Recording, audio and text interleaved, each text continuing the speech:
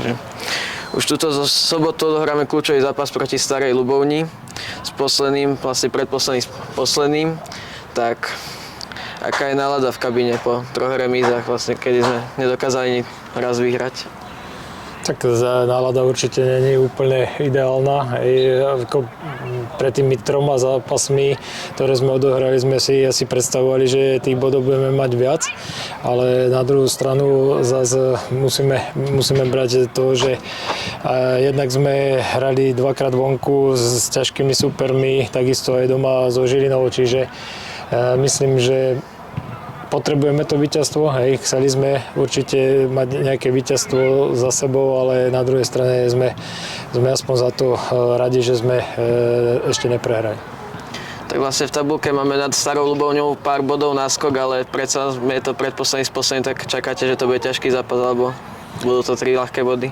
No určite to bude to ťažký zápas a hlavne z pohľadu tej mentality, tej hlavy, nastavenia, lebo vieme, čo to robí s hráčmi aj so všetkými s nami, že keď chcete to víťazstvo čo najviac, tak vtedy môžu byť zviazané nohy, čiže preto sa hlavne sme sa sústredili celý týždeň, aby chalani mali to sebavedomie a aby boli hladní za tým gólom. Proste zajtra chceme za každú cenu vyhrať a nebude sa to rodiť ľahko. Určite nie, ale o to viac musíme všetci do toho vložiť maximum. Vlastne na jar sme odohrali 3 zápasy a v nich sme strelili iba 2 góly, tak čo možno treba zlepšiť hlavne aj do tej ofenzívy? Áno, ako potrebujeme, ja hovorím, že niekedy sa to zlomí možno aj nejakým gólom škaredým, ako sa hovorí, že proste potrebujeme to dostať do tej brány a možno vtedy sa to môže rozbehnúť. Je jasné, že vytvorili sme si nejaké strelecké pokusy, či doma so Žilinou, alebo aj v Šamoríne, len proste neboli sme efektívni. Čiže na konci v Šamoríne tá príležitosť, keby skončila s gólom, tak určite teraz sa nebavíme o tým nemohúcnosti v útoku, ale o tom to je.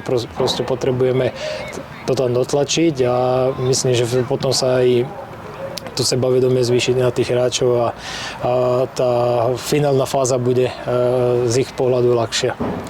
Už máte aj napozeraného supera, čo môžeme čakať od Starej Ľubovne? Áno, ako videl som všetkých doterajšie jarné zápasy, som si pozrel, v podstate vyskladali prakticky nový tím, pár hráčov tam ostalo, ale veľa hráčov aj prišlo a myslím, že zaujímavý tím v tých zápasoch.